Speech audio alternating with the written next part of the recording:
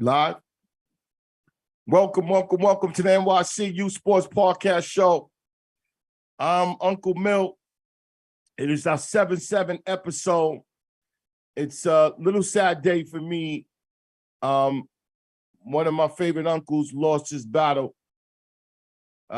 He went into cardiac arrest about a week and a half ago, and he lost his fight. I wanted to give condolences to his daughter and his two sons and the family, the Morton family. He was my father's youngest brother. He was a man's man. It's a sad day for me, man, but you know, we all got to go that way. He lost his battle this morning, and I just want to, take a little silence out for that. And we got a terrific show coming up. It's just this, I'm just going to take a moment of silence from my Uncle Richie, Richie Morton, a man's man. And I wish him, see him in paradise one day.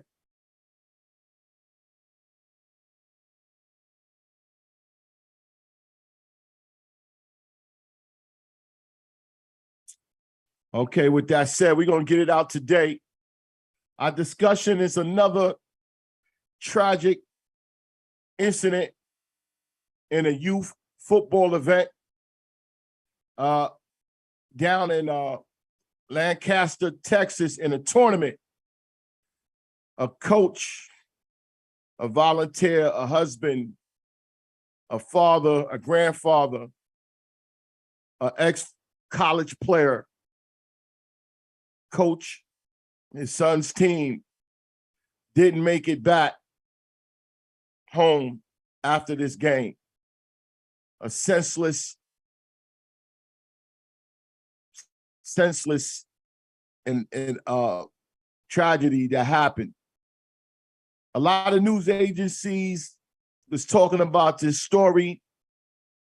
We have clips and things that we're going to play on later. But I want to say this. We're going to cover this story a different way because we see it, because we cover youth sports, football, basketball. I've been in games, and we see this behavior happens, and it could happen at any youth sports event. And we have to really stop it, period. And we're going to get into the things. We put a post out online, and we're going to get into what happened. Now, I don't want to talk about who's right, who's wrong. My main focus is to tell both sides of it, because it's necessary to tell both sides. It's necessary to hear it so we can stop it. We made a call out to parents, coaches, and volunteers, and organization leaders, presidents, whoever, how they run an organization. We hope that you could call us in tonight, not on the telephone. Send us your email address so we can call us in on a Zoom program. We want to see your face on Zoom. And we're gonna do this after 9 o'clock. You still got time. Email us your email at NYC Youth Sports Podcast Show at gmail.com. That's NYC Youth Sports Podcast Show at gmail.com. And we want to hear from you about how can we do this? How can we change this so it can never happen again? We have topics we want to discuss. Number one topic, the mistake on both sides and how we could prevented this. This could have been prevented. I'm tired of hearing after the event, after something bad happened, everybody coming out and talking about it and say this one, that one. This could have been prevented. 2, the social media culture in youth sports is ridiculous. I'm part of it. I'm part of it. It's ridiculous. The back and forth, disrespecting each other, and it's taking the fun out of it. Back and forth, challenging certain things that it gets out of hand and get emotional on social media when it comes to youth sports. It's supposed to be an environment created of safety, of development, of responsibility and accountability from coaches, volunteers, to youth organization leaders. You have to create an environment to keep the kids safe, period. So we're going to talk about that. The silent majority got to speak up. I don't want to hear from you after it happens. You saw it, you know it. You know this person. You hear this coach getting crazy. You hear them disrespecting referees. You hear parents talking crazy. The silent majority got to say, hey, get out of here. We don't want that here. We don't want that on our platform. We don't want that around our kids. And I'm going to tell you how to do it. Those who stay silent and talk about it afterwards. They know, they saw it. I'm going to play some videos that these coaches knew it was going to be something crazy. All of them. And we're going to talk about it.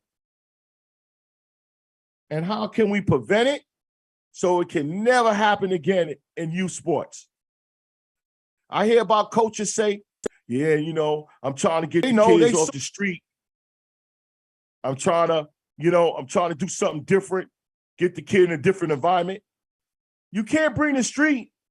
You can't say you taking them off the street and then bring the street to them on this platform, on the field, on the court, on the track, on a baseball field.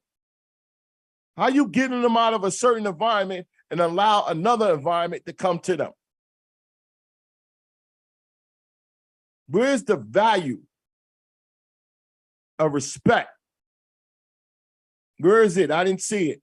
I see it, and I cover New York City sports, and I see the deterioration of that in New York City.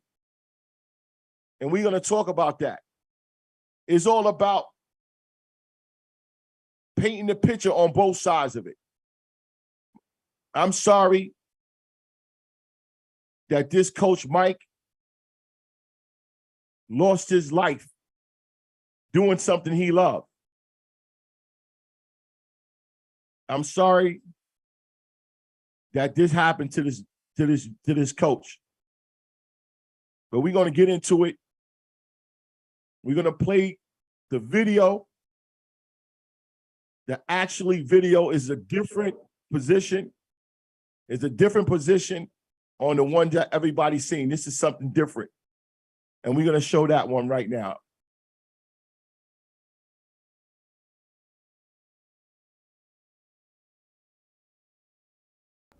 Heath, thank you so much for taking time today to join the show. Appreciate the conversation we had this morning about this incident. How long have you been working with Dragon Elite? How long have you been coaching with Mike Hickman? This is my first year with Mike, but I've been knowing him through the years through the Little League football program. And Mike, in terms of personality, in terms of passion for coaching football and working with young people, can you speak to that? He just had a passion for life. He was a great man, great father, great husband. Even if if he didn't know you that well, if he thought you was doing the wrong thing or had a thought of it, he'll try to help you out or correct you. He just was a giving person. So walk us through as best you can what happened Saturday night. Again, I'm based here in Nashville. I grew up in Indianapolis. I've lived in Kansas City. I've lived in Los Angeles. Never have lived in Texas, and so just Little League football having preseason games or scrimmages, a little bit unusual for me, but tell us what the event was Saturday night, and I believe this was sponsored by Talib and his family, correct? The team they were with, NDU, it was their tournament. So it was their tournament or whatever, and we had the late game, the last game. And so this is just a scrimmage? Yeah, just a scrimmage. It don't mean nothing. Don't go against the record. We're not even in the same league. I think they was in Big 12 and we was in Texas Sport. And so that's where it's hard for some of us from afar to understand, how could it get this passionate over a scrimmage? What was going on? It wasn't really passion. I think it was more of hating to lose, and they weren't letting the kids be kids. They was taking it personal, I guess. That's how it looked to me. I don't really know what was going on in them people's heart. And so in talking with you and others, the original conflict is really between the North Dallas United coaching staff and the referees. Yes, that was on referees. And y'all's coaching staff had nothing to do with that. No, we weren't even entertaining it. When the game was going on, Talib was on the field, which is illegal for him to be on the field at a 9U game. We kept on telling the refs they wouldn't throw the flag, but he just stayed on the field until this one play when it got close. I think we was up 8-6. So it was 4th and 7, and we called a play top running back named DJ. So DJ ran for like 6 yards, and they stopped him a yard short, but they just kept on tackling him and hitting him. So I'm like, ref, like, let's throw the flag, ref. He was like, y'all stop. The kids wouldn't stop. So he was forced to throw the flag because they kept on trying to tackle the kid, and the play had been blown dead. So when he threw the 15-yard penalty and gave us the first down, Talib went irate. He ran from their side of the field all the way on our sideline, got in the referee face, told the referee, all the punchos, all the sock you such and such down for cheating and being showing favoritism. So that's when I told him, this y'all tournament, how are they showing us favoritism? He told me to shut up, and he went back to fussing with the refs or whatever. So I know him from Little League too, him and his brother. So I didn't think it was no like animosity or hatred towards us. I thought we was alright, but evidently we wasn't. And so when you say Talib, you're talking about Aqib Talib, yeah, not his brother. Not Q. Yeah, Q is the one that everybody, yeah. Not Q, I was talking about Talib, yeah, the one played in NFL. And so Aqib leaves his sideline and comes over to you all sideline to yell at the referee. Yeah, he said he was going to sock him down and referring like punching him, beating him up for a bad call. And so is it at this point that the referees feel like, hey, we've lost control and they call off the game? No, the next play we call a trap and to our running back man take it for 60 and score a touchdown. And then that's when he went irate and got in their face and jumping up and down. So we was about to do the 2-point conversion or whatever. So when we was lining up for that, the referee said some more stuff to the referee. So the referee felt threatened and called the ball game, and then he got real mad. And again, we're talking about Aqib Talib. Yes, to be honest, I didn't know Q was even on the sideline because he had coached the game before the 10U. That's what Q coached. So I just know Talib was on the field. I ain't see Q yet into the event. And then so they call the game, and your team gathers, I guess, around the 50-yard line. Me and Coach K. Lou was getting the kids. I was telling them, like, hey, put your helmets on because, they upset. I don't know what they're going to do. I was getting the kids ready. So by that time, I look back, and The dude that was running the first down marker from their sideline, he was a tall black dude, I don't know him or whatever, but he picked up our ball and started trying to take it over there to their sideline. So Coach Mike went and knocked the ball out of his hand and tried to pick it up, and the dude kicked the ball towards the middle of the field, towards the NDU sideline. And so by the time Mike got over there to where the ball was, they was talking noise to him and stuff. He tried to pick up the ball, and then that's when Talib swung at him or whatever, and he backpedaled and swung the down marker twice to get him off him, because it's like 10 of them. Even Talib's wife was in it. You could see it on camera clear as day. She was jumping in it. They was jumping him and stuff. He fell down. So then by the time he fell down, our head Coach K. Lou came up and tried to get him up after the skirmish and the scrabble. I seen the fight, so I started running to him. By the time I got like 3, maybe 4 feet steps away from him, I heard the gunfire. So then when I focused, I seen Q with the gun, and then that's when I seen Talib grab him, and they took off running. And so Mike is working the yard marker. Yes. Other guys are working the first down box. chain. He working the down box to know what down it is. Mike was working the down box. The other 2 dudes from NDU was working the yard marker. Got you. And so there are, and we're saying the same thing, just different terminology. Yeah. Yes. There's first down chains, yeah, and then there's a stick that marks where the ball is. I call it the yard marker. Yeah, it's the Mike box, is working the yard. Basically, is working it. And so when he goes to pick up the football after it gets kicked, he's still carrying the yard marker? Yes, with him, because they got a reputation for being aggressive and fighting and all that. So, you know what I'm saying? Even if, it's Little League and we don't want nobody to fight, shouldn't fight, but even if the fight broke out, still shouldn't have been no gun there. Like, it's crazy. And so the other thing that you told me, or maybe Kerry Lewis told me, is like, you guys as coaches all know each other. Yes. Your kids have played on the same teams. Kerry Lewis, the coach of your team, had actually coached over there with Aqib Talib's brother. Yeah, he coached over there at YU. This was the name of their establishment when Kerry used to coach over there. That's how I know him personally. Between my other friends used to coach over there. And so you're all friends, and there's really no history. I thought we was, but evidently we couldn't be. You do something like that, and we present, and then he's a part of us, so we couldn't be friends. I thought we was, though. Had there been any history of conflict between the 2 coaching staffs? No, we have love for them. That's why we set the game up. Like, they got a little bad reputation, but we didn't been over there. We didn't mess with them. Like, that's how me and Q got cool, because some dude was talking crazy to his mama at the A1D1 establishment, and I was about to go in on that dude about disrespecting his man mama, because I don't want nobody to disrespect my mama, so I told him he need to chill out. And after that, they had the utmost respect for me, and I thought we was all good, and we always see each other. He let my other team I used to coach for rent out A1D1. Like, I thought, like, I had the utmost respect for the people until I seen what really, who they really are. Like, it's disheartening. And so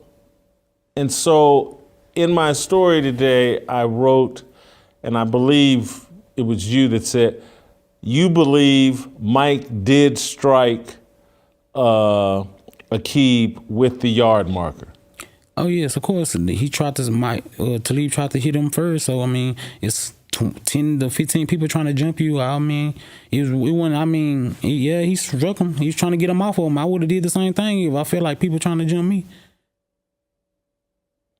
And so that admission is probably they're going to try to say this was self-defense. No, how's it self-defense? I've seen getting the ball and you swing at him first to ignite it. He didn't have no reason to swing at you. He was coming to get the ball. He ain't got no problem. We won. He didn't have said nothing to the man. Ain't no words being exchanged until he started going to the ball, and then he was mad, so he redirected his anger from the referee, because I guess he seen DEA on Mike's shirt, and that's how it went. And then, his wife and all his little old minions followed. So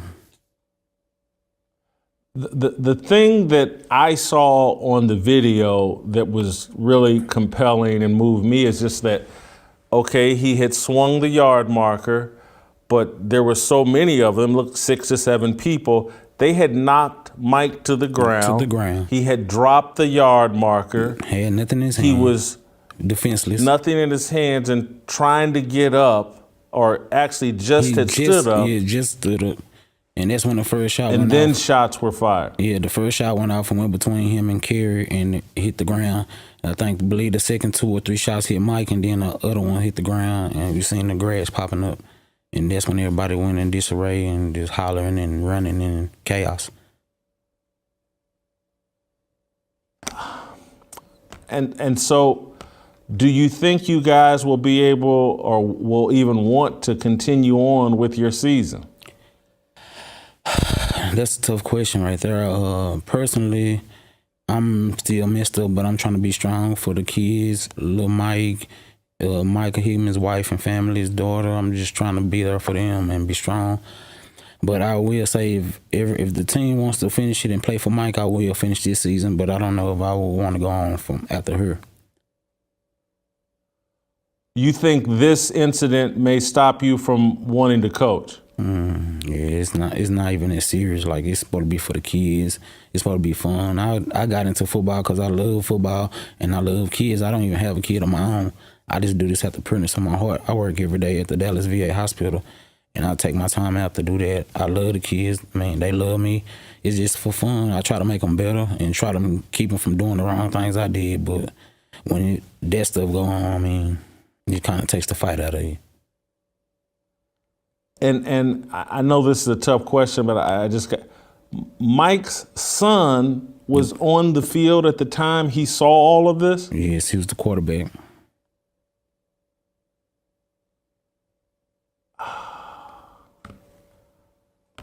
Heath, I really appreciate you taking the time. Thoughts and prayers with you and obviously Mike's family. I hope that over time you won't give up. I hope you stay involved with coaching football, and just we got to be the change we want to see, because it just seems like sometimes we just take these little league sports way too serious. Yeah. I just hope that over time your heart will soften, strengthen up, and you'll stay involved because obviously these kids need men like you involved in their life, sacrificing their time. And everybody on my team, I'm going to stay in contact and help out and look out for, because I love those kids. But I just don't know about continuing after this year. Like, I'd have to think about it. I ain't just say it's completely over. We're back. We got a little mixed up with the video with Joe. That's the Coach Mays, and we're gonna talk about that a little bit. But we wanted to put up the video of the actually incident. But we're gonna talk about this Coach Mays, and he said reportedly that it stemmed from a call. It was a personal foul on some tackling after the whistle, and it was a 4th down, 7 yards for the first, and that got him automatic first down. What Khalid did, and right now, see this what I'm saying, that this is something how we can prevent certain behaviors and shut it down and go.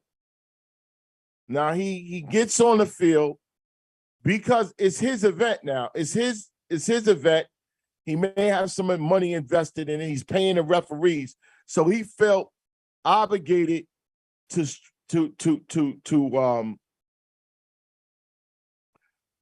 exercise his bad behavior, and went and belittled the referee for the call. The referee is doing his job for the call, right? Now, it's so out of place, and in normal settings, and I'm not gonna say these guys wasn't real coaches, but then real referees, but they're not, you know what I'm saying, they weekend, they do this on the weekends, on the weekends and games and things like that. They're not professional, and they have no protection. Because what he did, he should have been thrown out the game, period. he should have been thrown out the game, then he wouldn't have been there. If the referees had real power backed by event security and backed by the police department, he'd have been escorted off the field. But no, they continue to play the game. They continue to play the game. They put the ball down after the penalty, and the next play was a touchdown. And he lost it. And he lost it, and he lost it big. This is what I'm saying, the silent majority. You're allowing bad behavior. You're allowing this to poison youth sport. Right there, he should have been thrown out the game. It would have prevented all of this. But they're allowed to go. And these tournaments that, and I'm not saying all of them do this, but these tournaments that's not part of the conference, like AYF and UYFL and Pop Warner, and these tournaments is not put together safe. Battle maybe have safety measures in, but these other tournaments that's being promoted by these promoters, they're not properly securing them to be safe for all kids, be safe for the referees. We're going to talk about this when we come back from the break. We're going to go to the break, and we're going to talk intensely more about Coach May's comments, and I'm going to point out certain things he said that this could have been prevented. And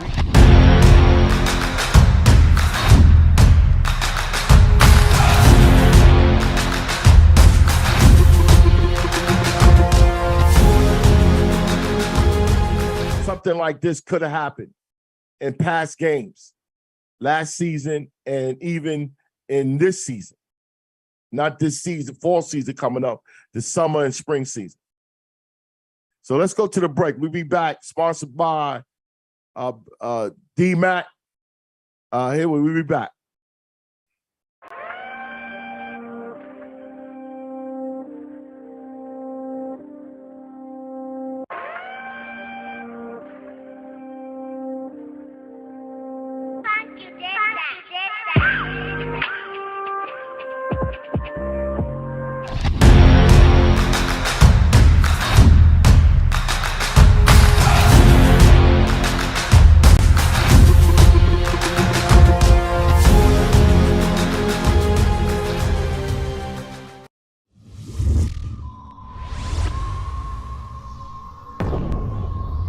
To create a perfect student athlete, you must enhance these attributes: mind, body, and soul.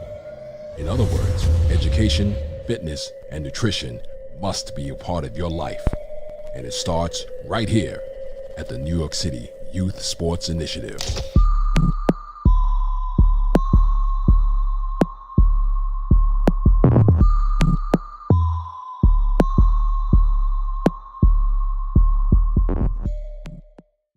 Here's 5 ways to support NYC Youth Sports Podcast Show. 1. Push the subscribe button, like it, and leave a comment. 2. Donation. What you can. It will be appreciated. 3. Promote what you're doing or your kid's achievement in youth sports with our $10 on-the-screen ad spot. $10 per show or $30 a month. 4. Share this podcast show with others on social media. 5. Buy our show's apparel on Amazon.com. Thank you for your participation.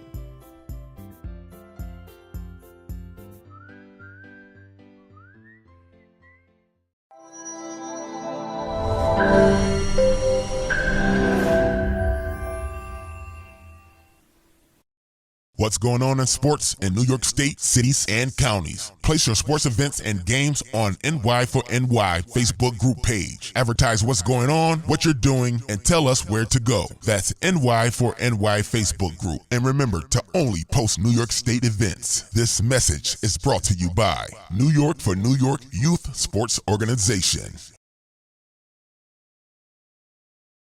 Yeah, we back. NYC Youth Sports, Uncle Milt, Mr. Joe, and we back, 77 episode. Yeah, where we was at, they scored a touchdown. He runs out on the field, and he confronts the referee in such a way, in such a disrespectful way, according to Coach Mays, that the referee ended the game. Right there, it was over. Right? It was over. Khalil is obvious on the sideline where Coach Mike has the marker stick. That's about a 7-foot stick, plastic stick. And I mean, if you hit somebody with it, they're gonna feel it. You know, according to Coach Mays, what he was saying, that altercation rang out. He's over there talking to the ref, and all of a sudden, they're talking.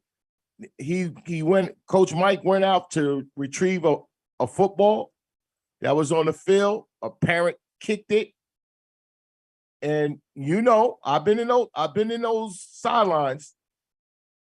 Something was said between them that came to a fisticuffs. Because Khalil is talking to the ref. He's belittling the ref because he's upset about the call and favoritism and all this. He's upset. Who cares what he's upset? He violated all ethics of coaching. He violated even arguing and belittling the referee. That's against all coaching ethics. You don't do that. He knows better. He played in the NFL. He played in college. He played in high school. He knows better. I don't feel sorry for him. But I'm going to get to him in a minute. They arguing back and forth. It could have been about you kicked my ball. It could have been about I beat you. It could have been about your trash, whatever it was. We don't know the words, but we know the reaction after that. And we're going to go to the video. You got to cue up the video. We're going to go to the video. This is the video with another angle of what happened. And then we're going to explain that. All right, we got the video, Joe? Yeah, play it. Game comes to an end. Ladies and gentlemen, my dude got a stick. Oh,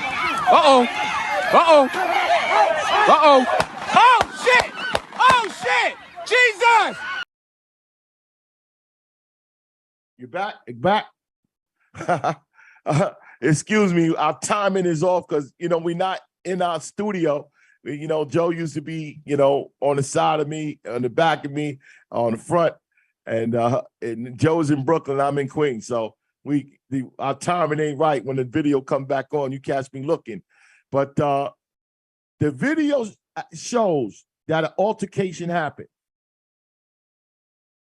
Coach Mays said in the interview with shout out to Jason Whitlock. He did a marvelous job, beautiful job getting the interview out.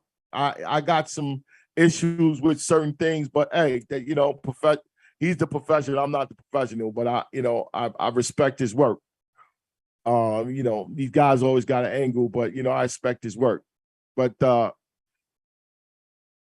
he clearly said that these guys have a reputation of acting up, of fighting. That's one thing I took out of it. And he said that that's why Coach Mike brought the stick out there in the field, retrieving his ball. he brought the yard or the marker out there with him. So whatever the conversation was, we don't know. It does not clear saying what the conversation was about, what the back and forth was about, what the argument was about. But you see him swinging the stick and fighting off about 6, 7 people, including Khalil and his brother. And he's swinging it like he's swinging it to hurt somebody. And they grabbed it, knocked him to the floor, and then the gunfire. Then the gunfire happens. I am talking about a different angle that we see all the time in these games. In these games that's on social media, they highly talked about, they highly bragged about. People commented on, they talk about kids. They talk about, we're gonna put donuts on you, you're trash, you're this, you're that. And the emotions are high on games like this. Now, it's a scrimmage. No, it was a game. The game didn't mean nothing. You had referees, and it was a preseason game of a tournament, maybe the championship game, because that's how these tournaments are set up. One winner beats this one winner, and he gets to talk that he beat this team and beat that team. So the emotions is already high. Well, we saw Coach Mike hits the ground, then Khalil grabs his brother and got out of there. Now, that video is very disturbing on all parts.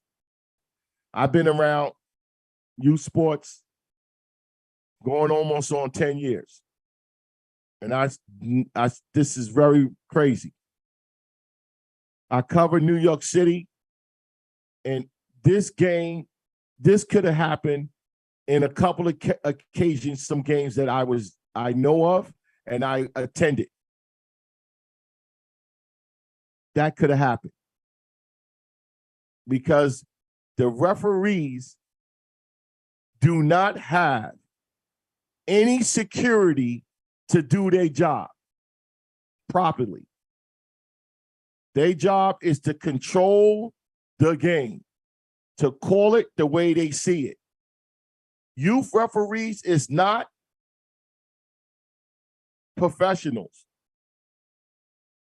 They get a little bit of a fee to do this on the weekends or whenever the game is available.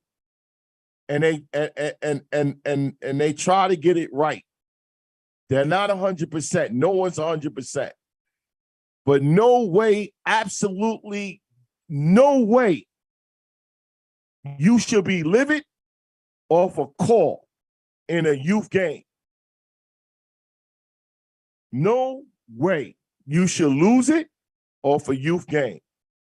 No way. This, the president of the other team, which was North Dallas Bobcats, and the president is Terrell Watkins, allowed these two volunteer coaches around his kids, knowingly.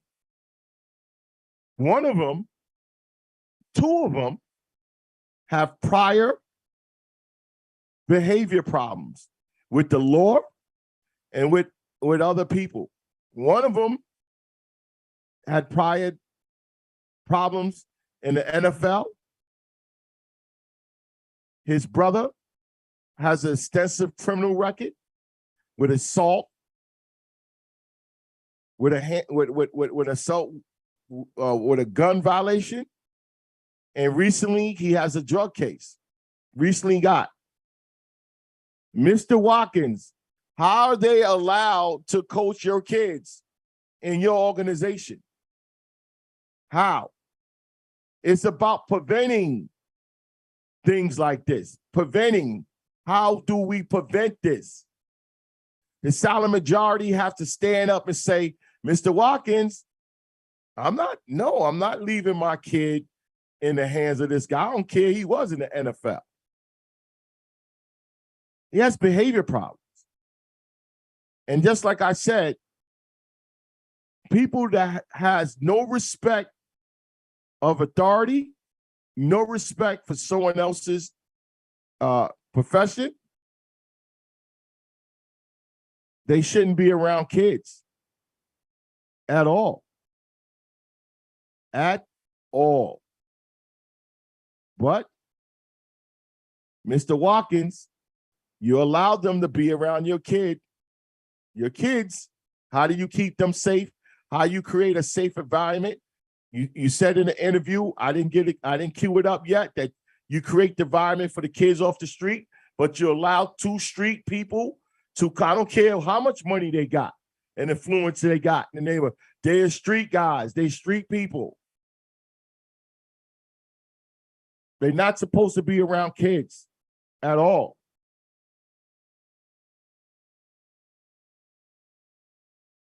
It was the Mike Freeman of the Dragon Elite Academy. He's the president of the Dragon Elite Academy. Yes, you're sad today. You are sad today, right? I understand you're upset and you're sad. But when they brought you this game and you know that this North Dallas team had other incidents, why didn't you say, we're not going to that tournament? I'm not jeopardizing my kids. And we got a season to come up. I'm sorry. Who brought you this idea? You said yes, and you went. A meaningful didn't mean nothing. This game didn't mean anything but talk. But you allow the social media bug bite you and distort your decision to put your kids not in a safe place. I understand you discussed it. You should look yourself in the mirror and say, there's no way we should have been at this game at all. If they saying they know the team, accordingly to what Mr. Mays said in the interview, they have a reputation of being aggressive and fighting. No kids should be around that at all. No kids should be around that at all. But this is both sides of it. Getting back to Khalil and his brother, how do you leave and prepare to go to a youth game or a tournament and you got a checklist? Yeah, you got your helmet. Yeah, you got your mouthpiece. Your guys got the water and ice. Yeah, the Gatorade. Yeah, I'm forgetting something.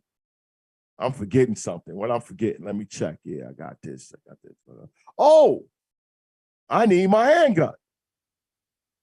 At a youth sport event, you need to have a handgun that you wasn't legally supposed to have because your criminal record. You took that. Now you're sitting in a cell saying, damn, I screwed up. This is about preventing this not happening when you're dealing with people who doesn't respect order and people who doesn't respect structure and things that's supposed to happen. They allow social media, nonsense, stupidity, things that don't mean nothing to come into play, and they act on that, and they're not thinking about the kids. None of them. None of them is thinking about the kids. So don't tell me, oh, we thinking about the kids. No, if you was, you wouldn't be there. If I got to take a handgun to a youth sports event, I ain't going. I'm not going.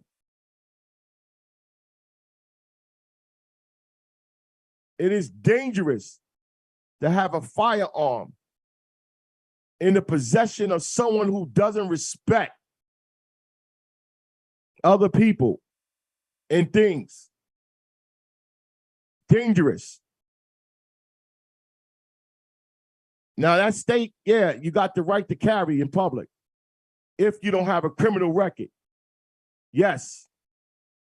But if you didn't have it, his name is what? I can't pronounce the brother's name. But if you didn't have it, you wouldn't have shot Coach Mike. And you wouldn't be sitting in the cell right now.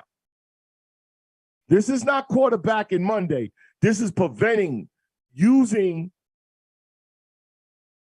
thinking about the kids first. Thinking about the kids first.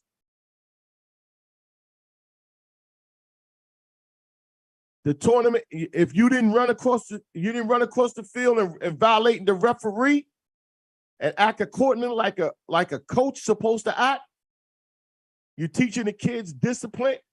You're teaching the kids to be structured in an environment of competition and competing, and you do that. You started the match. But I'm going to go back further.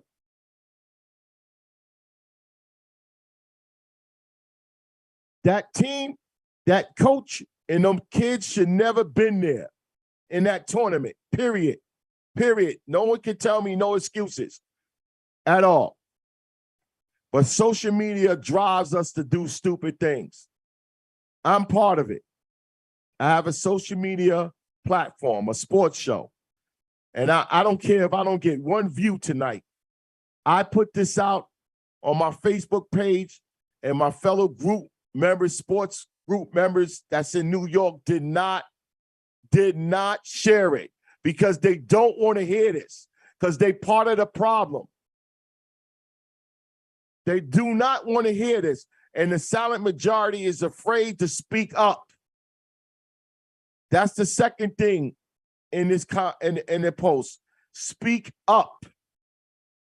Don't be silenced to stupidity. Don't be silenced to chaos. Don't be silenced to disrespect and accountability. If you cannot talk to the person in charge, parents, coaches, volunteers, you leave and go somewhere else that's particularly to your liking, that has the same values you have. You do not stay and allow negative actions of people poison the whole thing. You remove yourself. They could have removed themselves after the first incident with the referee. The head coach is over. We out of here. We're leaving. Time out. Y'all guys get together. No, we're not shaking hands. We're going to the parking lot. Negative behavior is being allowed, and the silent majority is not speaking up. So you hear a lot of people, oh, we could have, oh, we should have, why we, no, you should have, as soon as it went down, it should have been over. Shouldn't have been there. I don't want to take nothing away from this coach. I coach. It's a tough job. It's not easy. You care about the kids, but you have to think about their safety all the time. And if it makes you look like a chimp, or a punk or whatever, this is what you have to do to get the kids back to their parents. That is your duty as a coach and as a man. You cannot allow any person to take you off your mission to be a coach and a volunteer in a youth organization. You guys know what I'm talking about. I seen it here. That could have happened here in New York. It was gunfire at some events, at an event two events last season here in New York. They know. That's why they didn't post it. They don't want to touch that because they're part of the problem. They're part of the problem and they don't want to solve it. But the silent majority got to speak up and say it to their face. You're wrong. Fix it or I'm out of here. I'm taking my kid. They're not going to change if you stay there and be quiet. Events happen up here. These events that's not, they put together totally wrong. They don't spend money on safety. Every game from high school at the collegiate field and the pros has advanced security backed by the police department. You know what vent security is? You go into the barcades or Madison Square Garden, them guys walking around with those yellow shirts or suits on. I bet you if a referee at a high school event with school safety, that would have been shut down right away, over. And then you still would have been talking and you'd have been in handcuffs with the police. And Coach Mike would have been here if that would have been thought of, but this guy did the tournament. You bring these kids to these tournaments that's not safe. They don't spend the money on the proper security. No police department there. No paramedics is there. But if you go to an event that's backed by someone, you see that. You'll see that, parent. When you show up, you see the police there, the fire, the paramedics. Everybody's there just in case something happened, and you got security walking around. But when we do something, we don't do it right. We always cut corners. That's another issue, man. And I didn't want to discourage any promoters that's promoting these events, but you got to be better. We can't cut corners like that. I'm just going to set up and call it this, that of the champion of the universe, the best of the best, and all that, and it's not protected right. No insurance. No insurance for that, Coach Mike. Probably no insurance. Not protected. Not event insurance. None of that set up. And I'm going to gamble and say no, it's not, because he ran out of there he ran out of there with his brother like he was running from something, and that's what they do when something hit. They run out of there, and they don't say anything. So it's tragic on both sides of it, and I have to call it the way it is because I cover youth sports. Some of these news agencies, they don't understand the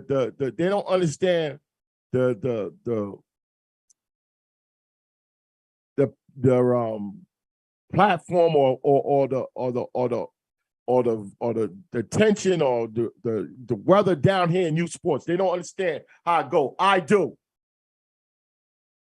I went to a basketball game, championship game. Shout out to Coach Rivers, Ricky Rivers from Fun Sport.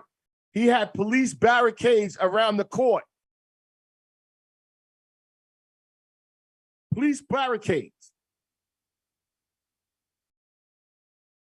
That's how much measure he had to do to protect the kids. You was behind a police barricade. Those metal barricades, he had them right on the court. Like, yo, we can't be here. Only players and coaches. That's it. Coaches have obligations 2, respect referees.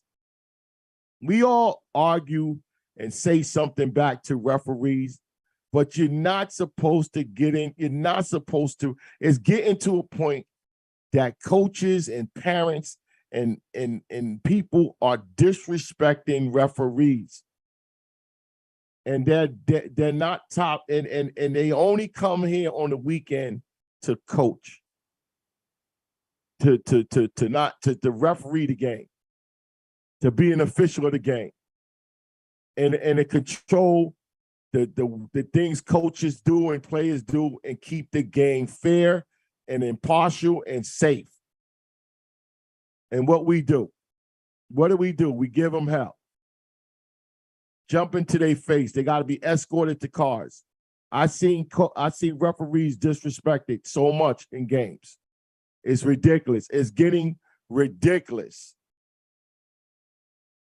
If we don't have referees, we're not going to have games. They take this away from us. Then what the kids are going to do? Parents, coaches, and volunteers. What the kids are going to do if they take this away from us? We got some Zoom guests coming in at 9:00. We're gonna go to the break. We're gonna talk about what the intake of it. We're not gonna go into. I don't want to go into who, what, when, why too much. It's just that what we're gonna do to move forward to change the climate of youth sports with this behavior, with this social media. The dilemma with this behavior. What are we going to do moving forward? I want to talk about that coming up in the 9:00 hour. We're going to go and make sure they're in the Zoom and set up, and we're going to talk to them. I'm going to show the other coach, Coach Wes. He got an interview with Jason Wedlock, and we're going to play his interview, and then we're gonna just ask some questions with them and see what they intake of it. But we want to talk about how do we fix this? How do we make it better and safe for kids? So we're gonna go to the break, and I'm in a commercial break, and come back and talk about this. All right, NYC Youth Sports Podcast Show. As Uncle Mill, we'll be back.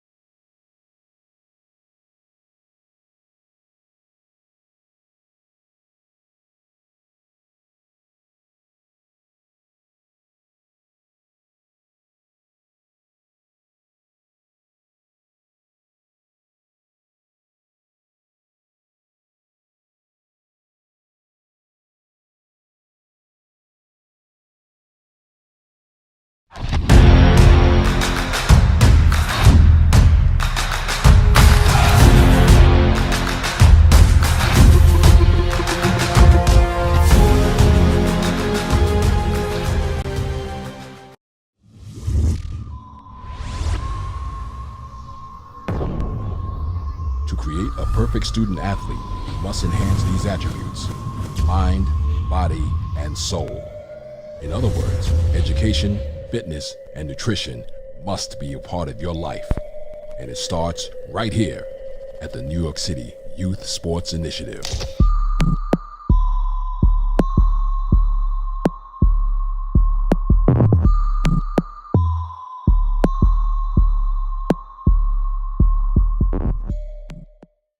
Here's 5 ways to support NYC Youth Sports Podcast Show. 1. Push the subscribe button, like it, and leave a comment. 2. Donation. What you can. It will be appreciated. 3. Promote what you're doing or your kid's achievement in youth sports with our $10 on-the-screen ad spot. $10 per show or $30 a month. 4. Share this podcast show with others on social media. 5. Buy our show's apparel on Amazon.com. Thank you for your participation.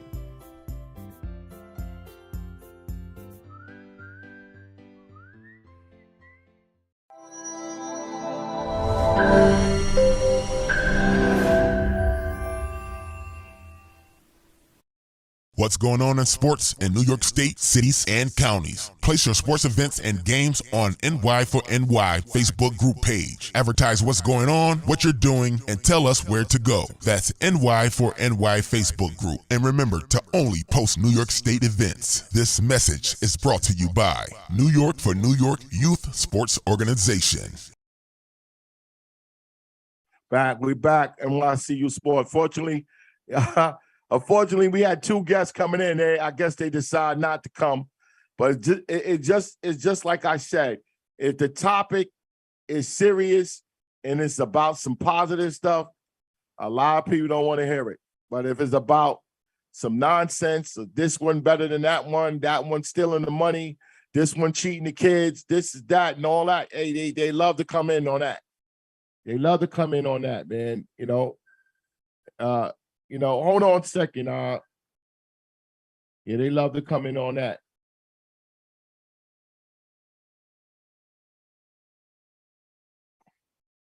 Hello? Yeah, you got the Zoom link? You gonna do it now? No, 9 o'clock. You gonna do it now? All right. We got okay. Yeah, we can't be organizing on time for nothing, man. Yeah, we waiting for one guest coming up. I mean, he's upstate. I assume that he's part of the Flower City Panther organization. Anthony Jones. We're waiting for him.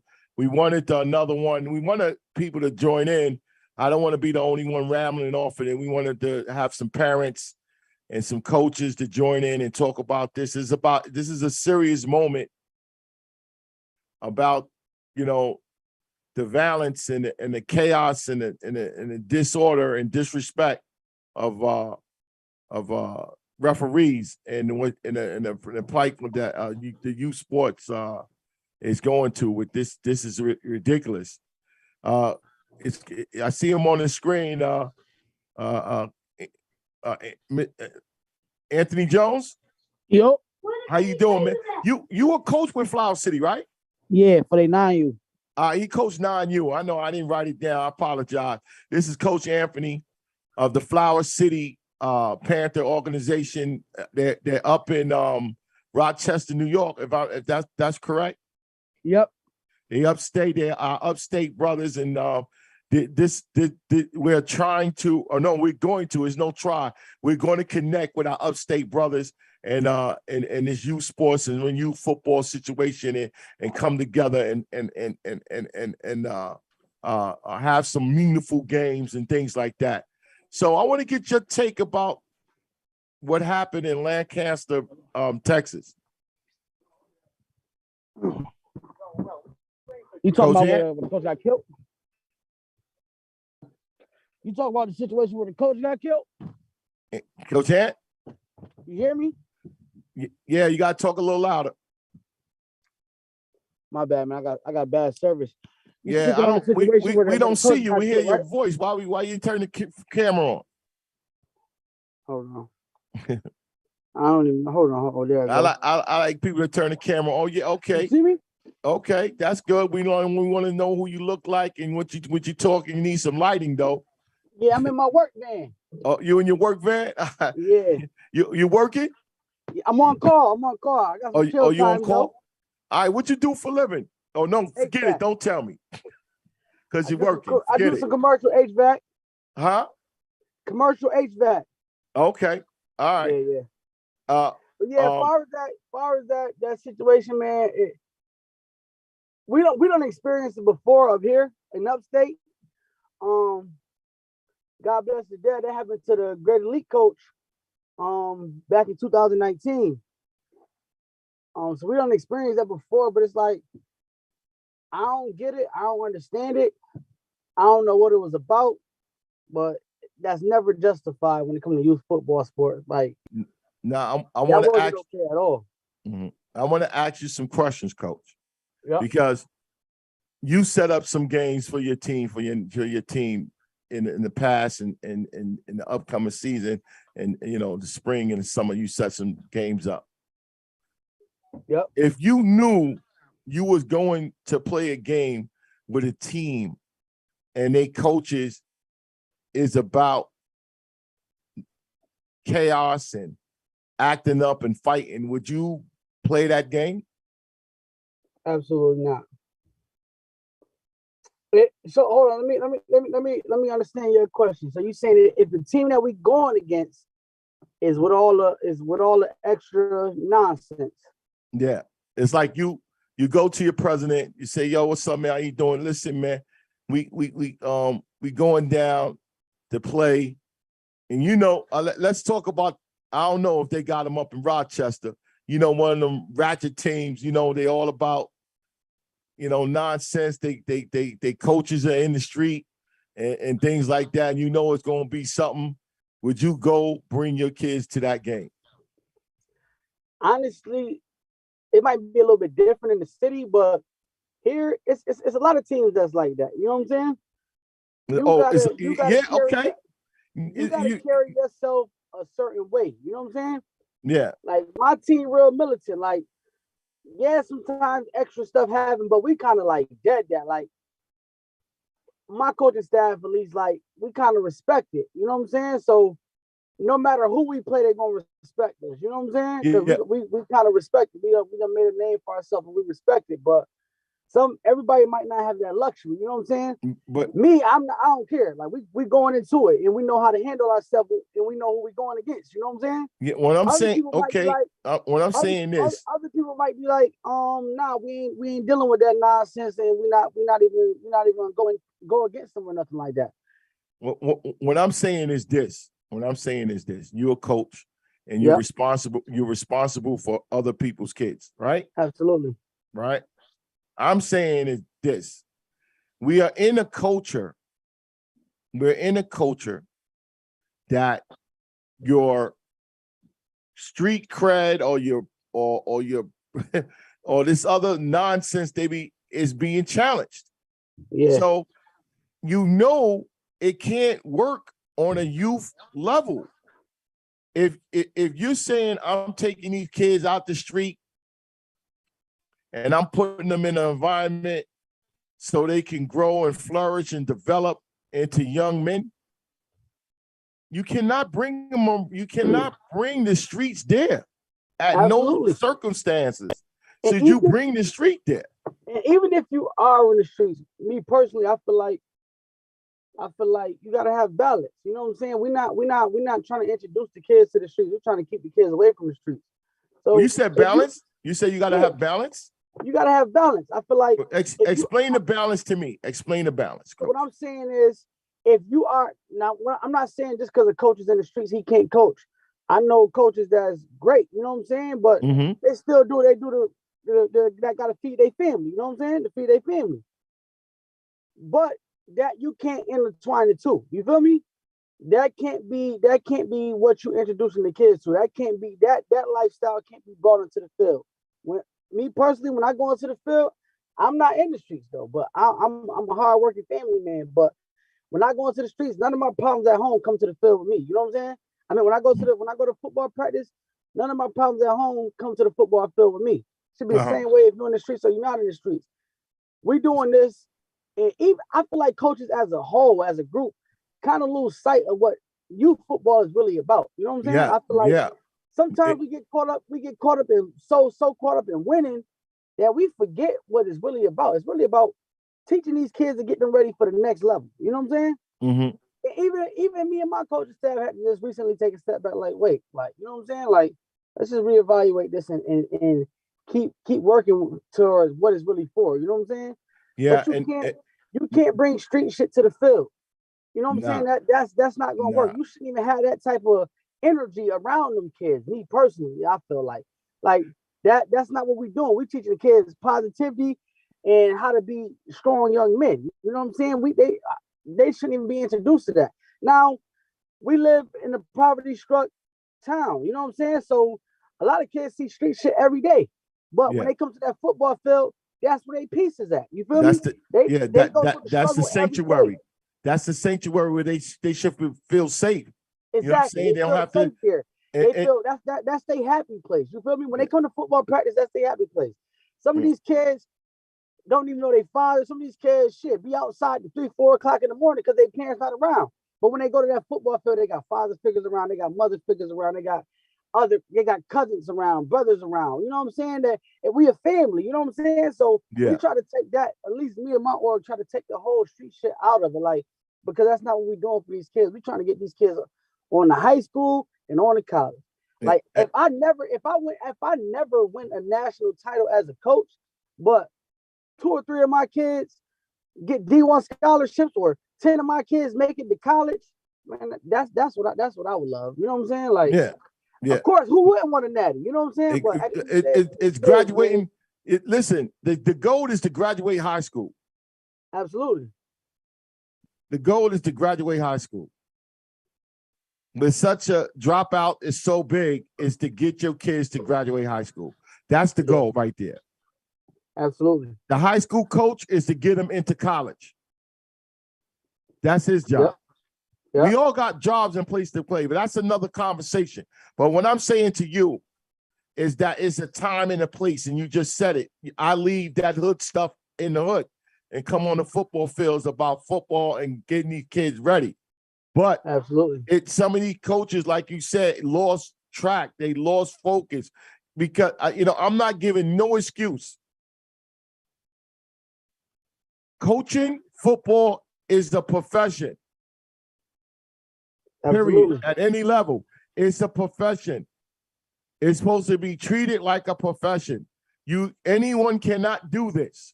You can't just show up because you is man or you whatever, you played or whatever, and do this. That is a big problem in youth sports, that the coaches are not being vetted right and being taught right to conduct themselves in a certain manner. Yeah. To represent as coaches, because you got the coaches clinics.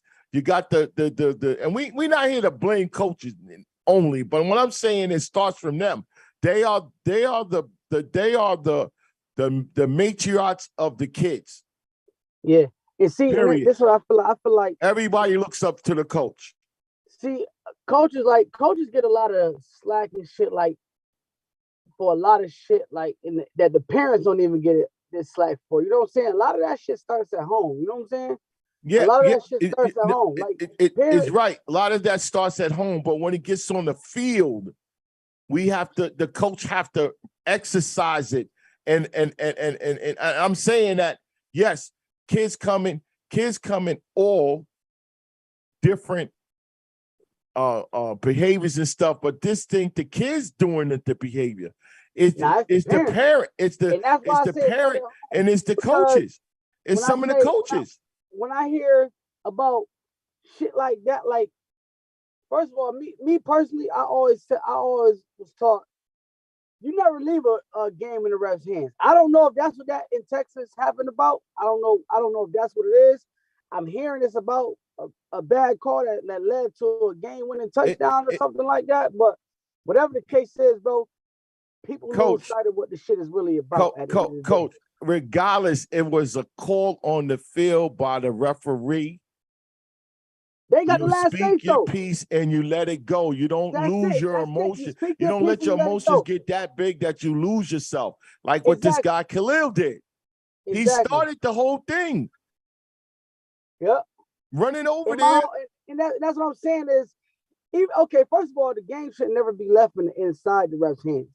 You feel me? I feel like you never leave a game inside the ref's hands because you never know. Coach, are you allowed to be on are you allowed to come on the field and walk all the way on the other sideline and talk to a referee? Are you allowed to do that? No. What happens when you do that? If you do that, you got to call official timeout. Like, you got to call a timeout. And the referee comes to you.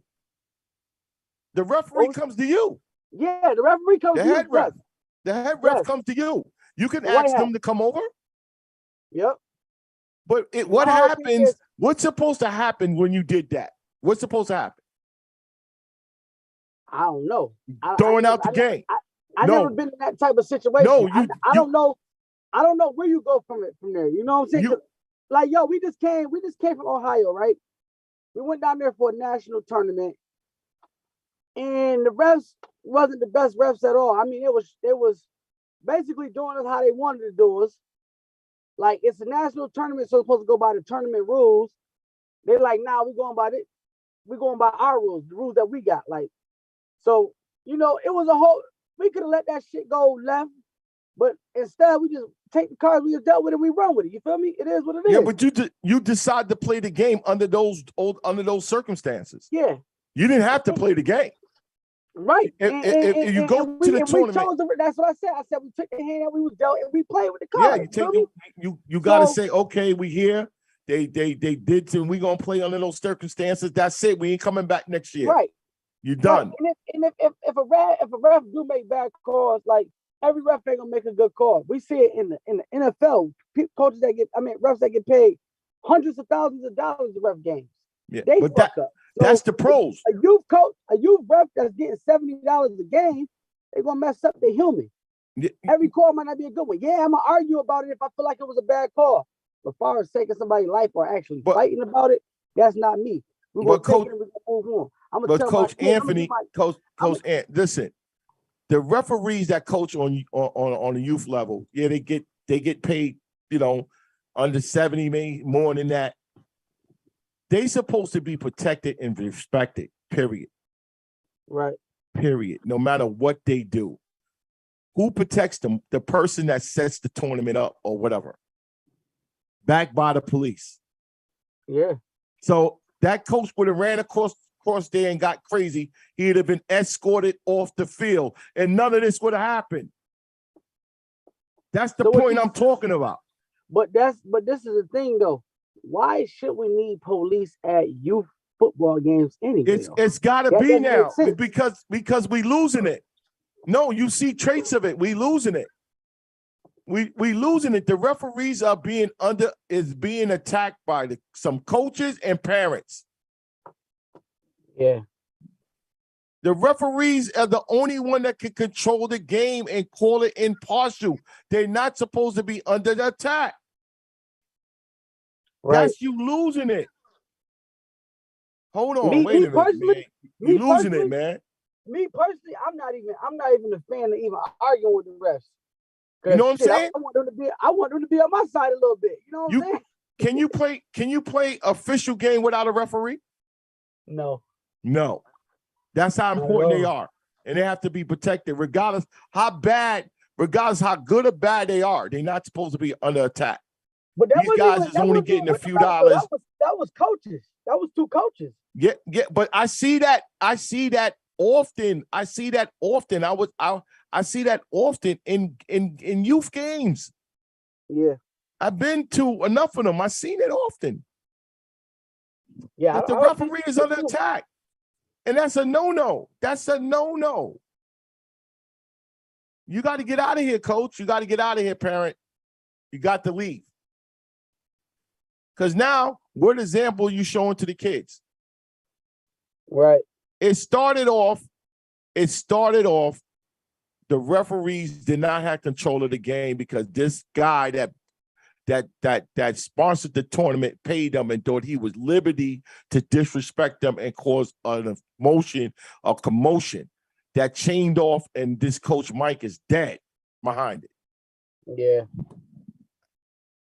See, I like to talk about how we can prevent it. And you see how simple it is? And we see the trend. You know, you've been on Facebook. I've been on Facebook. We all guilty of harmless teasing and you know, back and forth, but some people can't take it. See with that though. That's part of it though. That is part of it. That's part of any sport. That's part of any level of sport. You know, that's what come with it. So yeah, I know. I like the little back and forth play, the competition, but the kids got to do that. The adults are doing it. The kids got to do that, not us. And that's what I said. The coaches. I feel like the coaches. I feel like everybody as a whole is forgetting what youth football is really about. And like I said, and myself included, like I was even so caught up on winning that I was kind of putting the cart before the horse. You know what I'm saying? But really, it's about coaching every kid on your team up to be ready for the next level. You know what I'm saying? Some kids might need more attention than other kids, but as long as they getting coached up and they better than when they left, that's what it's really about at the end of the day. Winning comes along with that. If you coach your kids the right way, they're gonna win. Yeah, we just talking. We just chopping it up on the foundation. This is before anybody put plays in and the teaching development. Is the foundation of what youth sports organizations have to tolerate and not tolerate. Period. Can't tolerate bad behavior, disrespect behavior from no one. No one gets a shot. Because as you get, as an old saying, you give them an inch, they're gonna take a yard, and they're gonna keep taking it. Yep. And they're gonna look at you when you decide to say something. They're gonna look at you snitching, or you're doing this, or mind your business, shut up, blah blah blah.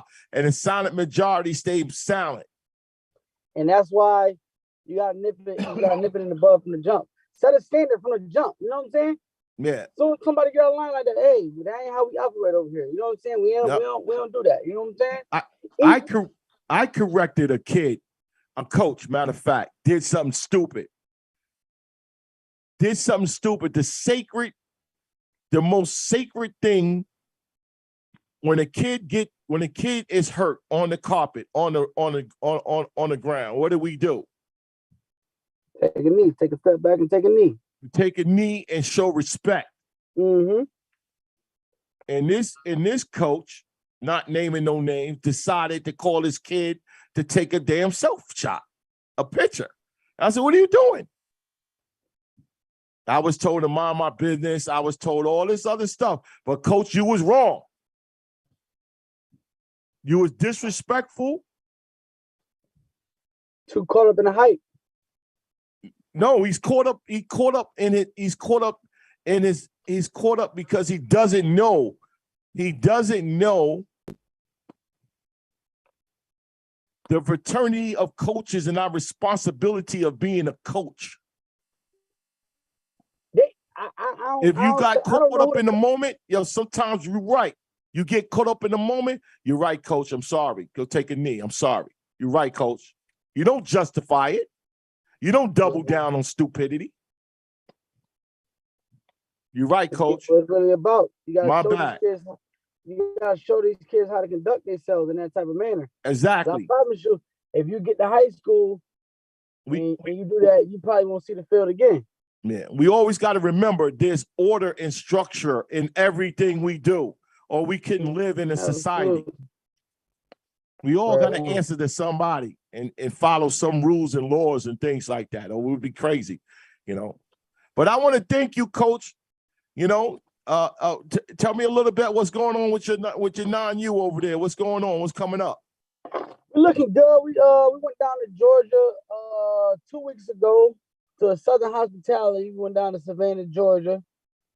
Went 1-1 in that showcase. Same thing in Northern Hospitality. We just we ended up losing 13-14 to a team out of Ohio, and then lost. And then y'all travel a lot of places, man. Yeah, we went to Georgia. Not even 2 weeks later, we went to Cincinnati, Ohio. Yeah. And then we trying to actually. We supposed to go to Maryland on the 27th. We're supposed to go to Maryland on the 27th, but now I'm hearing that we're trying to go with Brooklyn Chiefs. But Brooklyn Chiefs, I want to ask you this real quick, and I'll let you go.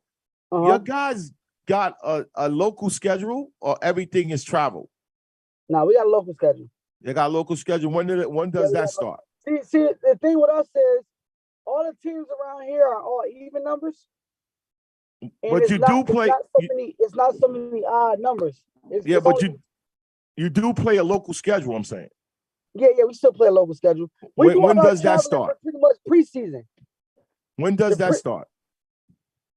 Start the 20th this Saturday. Oh, it start this Saturday. How many games you got with the local schedule? 6. 6 games. So 6. all right. So with all the games you play in a year, what that number is, the total number of the whole thing? If you do regionals and stuff, I think it'll be 20 games. We end up playing 20 games. Wow. Yeah. We try to stop at 20. Wow. That's what because we did preseason, then we got regular season, then you got regionals and nationals. So it'll be about 20 games. All right, Coach. Thanks for coming, man. You kept your word, and I appreciate it, man. I need you to do me a favor, Milt. Yeah. The 27th, man. Try to find us a game up there in the city. We'll pull up. You gonna be in the city? We trying to pull up the 27th. You gonna be in New York? We want to come to New York. The 27th, August 27th. Coach Anthony from the Flower City Panthers, shout out. He wants the game. He wants a game down in the city, man. Let's see what we can do. Somebody call up me. I'll give you Coach. You don't mind me giving your number to a coach, do you? Nah, give it to Robert, man. We looking for a 9U game. Looking for a 1-9U game, right? Yes, sir. All right, let's see what we can do. We got to connect with our upstate brothers. They want to come down as soon, when they can, and we show them good hospitality and everything. And that's it. All right, Coach Anthony, thank you. All right, man. Have a good one. I appreciate it. We like I said, man, it's like, we wanted to show the other video, and it might be a part 2 on this. I don't want to take it over 2 hours, but we wanted to show the second video of Coach West, and it's going to what he said. You can get the video on YouTube.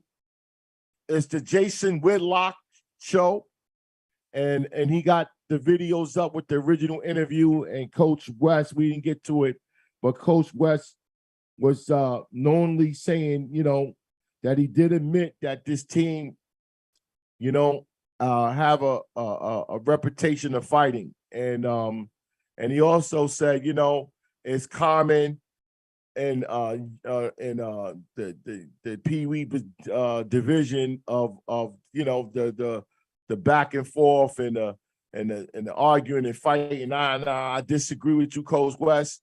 It should not be tolerated at all.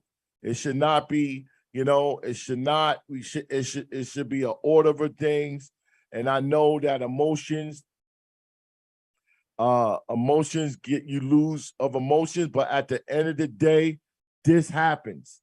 When it gets out of hand, this happens. We have to de-escalate things, and you're not being soft or punk or less than a man.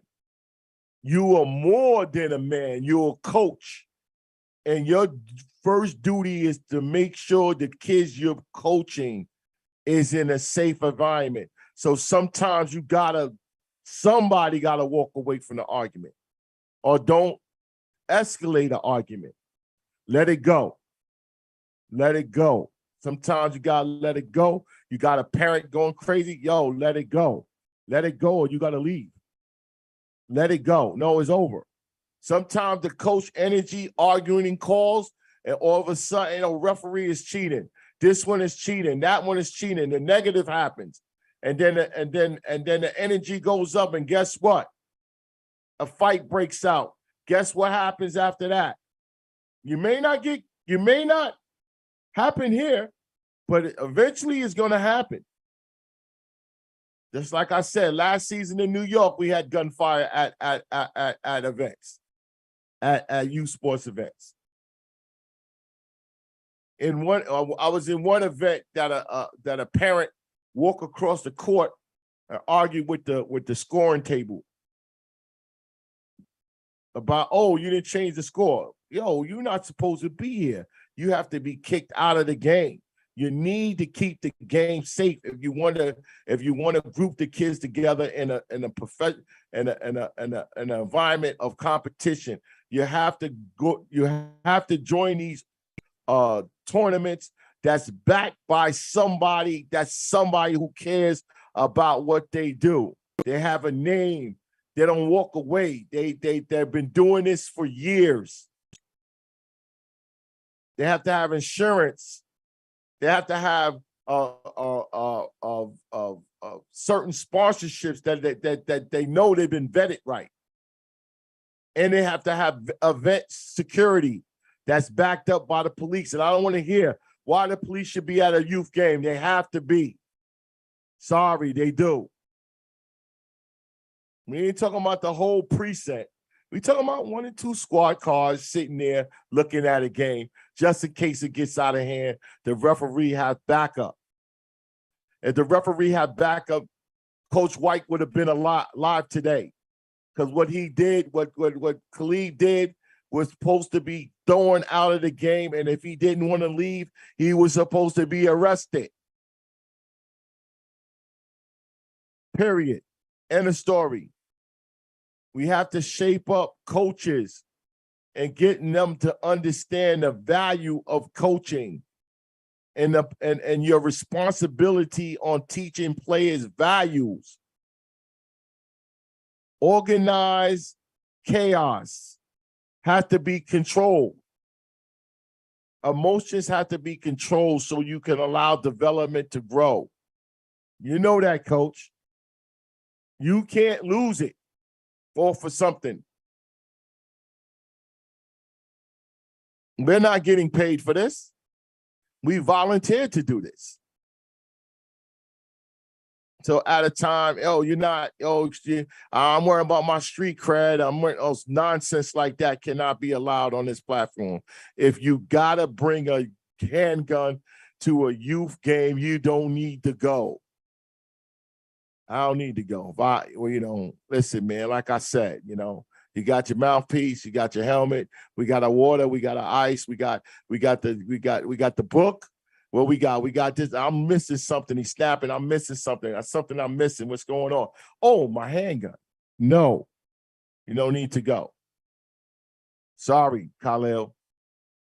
You knew your brother had a handgun and you allow him to be around kids and yourself. So whatever happens to you, if you go to jail, if you be sued till you poor, you deserve it. You deserve it. Because you started the match. If your energy wasn't crazy, Coach Mike would be alive today. I'm not saying you pulled the trigger. I'm not saying you pulled the trigger.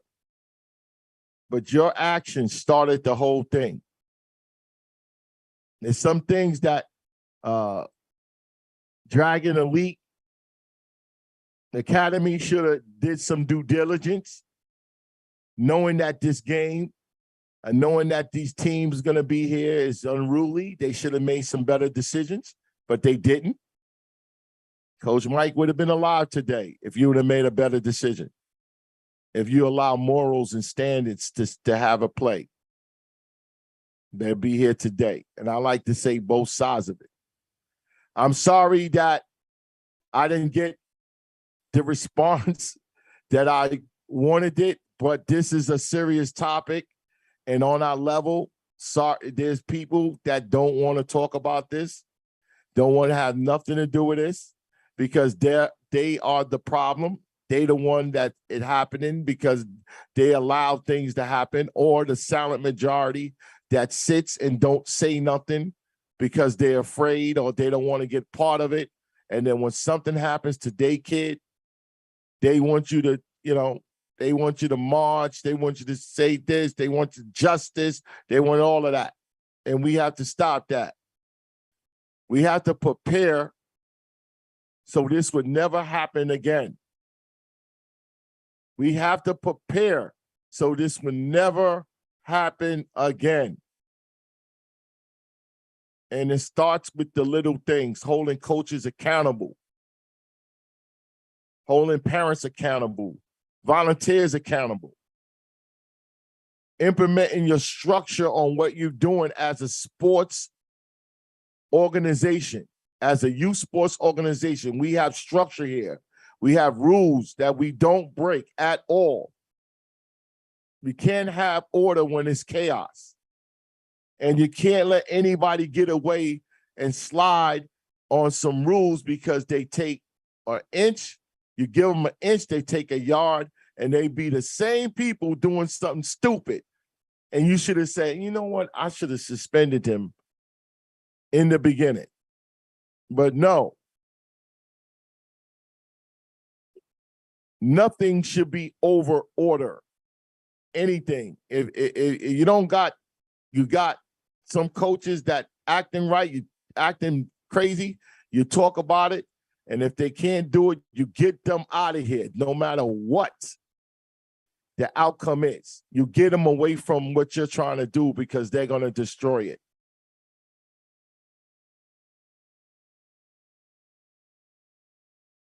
We got rain over here.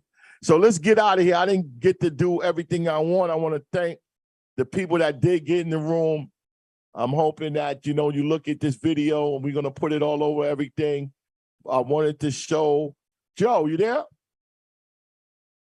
Joe? Did Joe leave us? Did Joe leave us? Yeah. I want to, we wasn't able to show. I don't want to go over 2 hours with this because, we don't got participants. We're going to show that last interview, right? And we're going to end it like that. Before we do that, I want to say we're supposed to put out the big tri-state jersey picks. We wasn't able to do it. Next week, we're going to do it. The UTL story about the Brooklyn Chiefs, it's not going nowhere. We haven't got the schedule from UTL, so I don't know what's going on with that story. The Chiefs are in there, or Chiefs are not, and I really don't care about it anymore because, you asked for the information was supposed to be to you, but there's no one's picking up the phone and responding back. So that's some nonsense that I'm not interested in no more. So it's what it is. A big game is happening. Finally is happening at the non-U division. The Brooklyn Chiefs and the Brooklyn Saints. 10U division. 10U. So it started at the non-U. They wasn't able to play. Now they finally playing at the 10U division. And they're going to be at Canarsie at 3:30. That game is at 3:30. It's a little preseason action. Come in peace. Come and see some good football. Leave your weapons at home. Leave your attitude at home. And remember, the kids are here to entertain us, not the other way around. We don't entertain the kids. The kids entertain us. And we come out to support them. Remember that. And come out and see two, my opinion, the two contenders of the best 10U in the city is there. But we got to play our season and see how it plays out. You got to play the season. It's still open, but these are one of the non-U's last year, or was supposed to play last year, but they're playing this year, and I'll be there at 3:30 in Canarsie High School, and to see that. And let's see how that goes. I'm waiting a long time for that game. It's going to be fun. The two coaches are dynamic coach. One of them is a buddy of mine, and a young coach as Angel is an upcoming coach, and he's learning, and I like how his energy and how he coaches kids, and it's going to be nice, man. It's going to be a nice game. Come out and support it and everything. What else we had? Well, we're going to pick up our normal program back to what we was talking about next week. This thing happened, so we stopped everything to talk about this. I feel like it's an important topic to talk about, but unfortunately, topics like this and positive topics don't get a lot of airplay and don't get a lot of airplay, and that's just the bad side of this platform. Is like, they rather hear the nonsense than they hear something that's going to be beneficial to them. But hopefully we get some views on the review of it, going back and looking at it later on, and the numbers will pick up. But it's what it is. I'm here and I'm growing, and this platform, I'm serious about it. I'm not going nowhere. I'm built for the long haul, and I know when you're doing something positive like this and it's new is gonna be like this. So it's what it is. Joe, we out. Uncle Milt, love you all. We out. Rest in peace, Richard Morton, my uncle, and that's what it is, man. My heart's heavy today, but I still get the show out. All right, Uncle Milt out. Game comes to an end, ladies and gentlemen. My dude got a stick. Oh shit! Jesus! And just so we can get a complete picture of what happened Saturday night, in my news story, as I referenced, we reached out to Aqib Talib's lawyer, trying to get a response from allegations that the Dragon elite coaches believe that Aqib Talib sparked all of this. And so Mark West, welcome to the program. And first, I'd like for you to talk about your relationship with Mike Hickman. How long have you known him, and how great was it to work with him, and just Mike's relationship with his son, who was you all's quarterback? I know Mike for about 3 to 4 years. Mike was a family man. I mean, he was there he had 3 kids. He was there for his 2 daughters and his son, and he loved watching his son play the game of football. Mike was the kind of guy that he would do anything for any kid. He was just there. He was a good family man, and this shouldn't have happened to a man like this. Mike was there, and he loved to see his son play football, and he was just there to be there, and he loved the game. And so from the outside, I played football all the way through college. I've been a sports journalist since 1990. It seems like Little League football has become more emotional and parents more involved, and disputes and arguments among coaching staffs and parents seem more pervasive. Is that the case from what you see and are witnessing as a Little League coach? Yes. It becomes more about the parents, more about the coaches than it is about the kids. And that, unfortunately, that's what we have come to. And it shouldn't be that way. It should be about teaching these kids to be young men. And, when I played football, that's what it did. It teaches you, to be responsible, to show up and be accountable. And now it becomes more, especially with the social media, that's just a killer right there. Social media, brag about this kid is this team is this. And, we didn't fell into it a little bit. I can't just make it like it's just them and not us. But it becomes ugly instead of just doing the right thing for the kids, helping them with their shoulder pads, mouthpieces, and getting the kid in the correct stance and things of that nature. And so it's hard for some of us to believe, how did a scrimmage, this wasn't even an actual game, how did North Dallas United's coaching staff get this agitated at the officiating crew over a scrimmage? It's a preseason game, and we do preseason games before we do our season and whatever. And what happened was, it was like 4th and 7, 4th and 6. And our running back had got he was stopped 2 yards before the first down. But the referee had blew the whistle. But their kids constantly kept hitting the kid as he was still standing up, and he blew the whistle once, twice, 3 times, and come the 4th whistle, he threw a flag. So when he threw a flag, their side was over there saying, hey, you're showing favoritism to this, to us. And we're like, we're at y'all event. This is their event. They hired these referees. So why would the referees show any favoritism to us? And you're the one that's going to, at the end of the day, be paying them. So they couldn't accept that. So the next play, when we lined up, they moved it up 15 yards because, unsportsmanlike, moved it up 15 yards. We ran a play. A kid ran up the middle and scored a touchdown. Once he did that, they was livid, and it went from there. And when we thought it calmed down, it didn't calm down. So what did you see in terms of what precipitated Mike's confrontation with their coaching staff?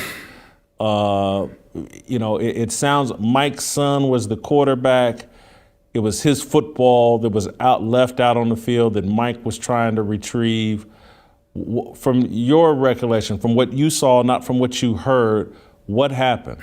Okay, from what I saw, when the game is over, because the referees, once we were going to line up for the extra point to leave, the older, the one that played in the league, I don't, their names go, but the one that played in the league, he came over there to the referee saying everything besides calling the man a good man, said everything talking to this man or whatever, walked over there to our sideline because the referee he was talking about was on our sideline. So after that, the head ref called the game, said, hey, the game is over with. Our ball was still right there where you leave it for the extra point. They picked up our ball.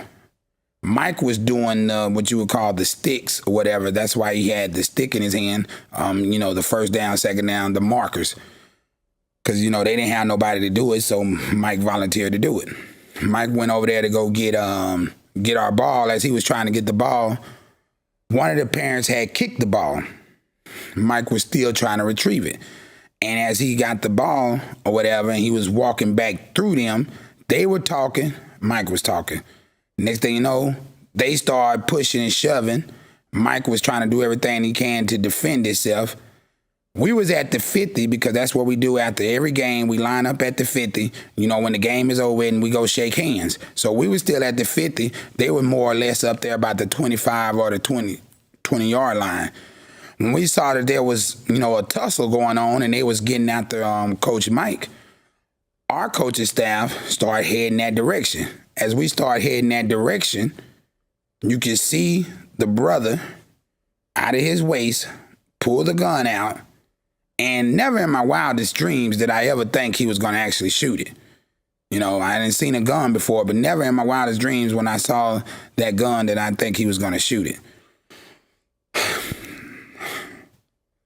As he pulled it out and we run up, next thing you know, you hear, da, da, da.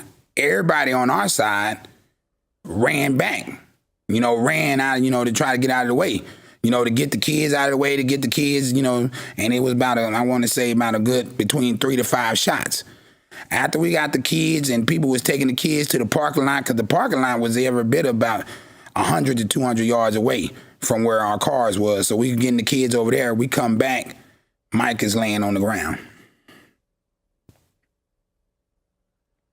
Did you see obviously everybody seems to have a consistent story about Aqib walking across the field, engaging with the referees, bantering back and forth with the referees. Heath Mays says he saw Aqib take a swing at Mike Hickman. Did you see that? Yes, he swung. He didn't connect, but he swung. And Mike was trying to use the down marker to get them off of him. Now, who he hit, I can't say, but he did swing, but he didn't, as you looking at it, but as I'm saying, as he's swinging at Mike, you're running and everything's going, but I did see him, try to, throw a punch or whatnot. Everything was happening so fast. And then by the time we got up there close to Mike, we see his brother coming around and he pulls the gun out of his waist and he fired the gun. And then I'm at least thinking like, okay, hopefully he just fired the gun up in the air and not at nobody. And when we came back, Mike was on the ground. I'm sorry. Go ahead. This could have been totally avoided. When the referees called the game and it was over with, he could just, by him being who he is, his side would have listened to him. His side respects him and he knows this. And from what we was told afterwards, the team before had some issues and somebody had showed the gun. If we would have known that was going on, we would have never put our kids, our parents in that situation. But we did not know. And so you're saying in the game before your game, yes, there was rumors yes, or discussion that someone had shown a gun? Yes. The guy that, there was a coach and one of the parents had got his phone number. There was a coach that came and he had told us the reason why their game ended was because somebody was flashing a gun, proving that they had a gun.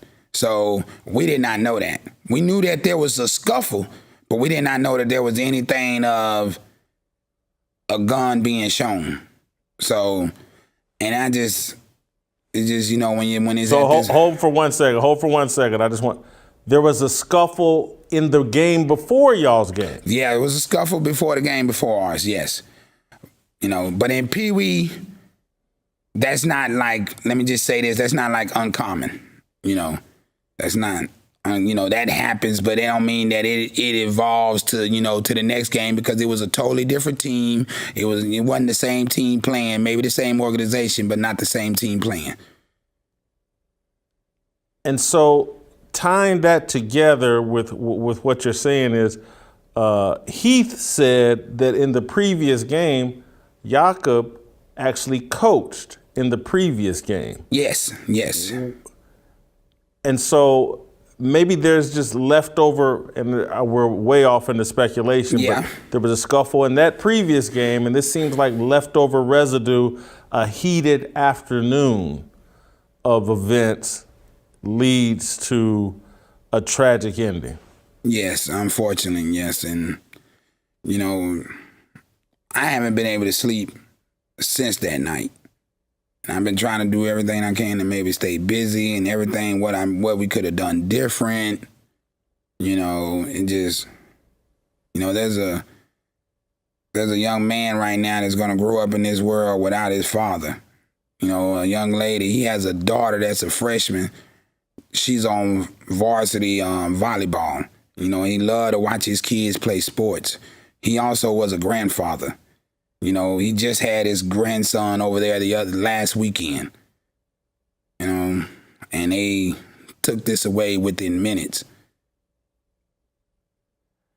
And again, you said you've known Mike for 3 or 4 years. We also have learned and come to find out Mike's sister 2 years ago, in none related to football, Jennifer Hickman, one of his sisters, had been murdered.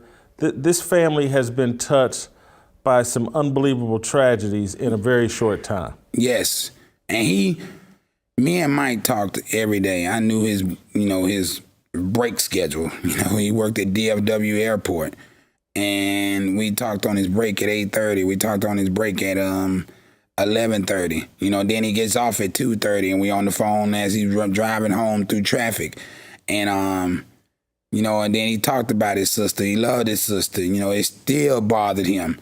And his son played basketball because of his auntie showing him how to play basketball in the backyard and this and that.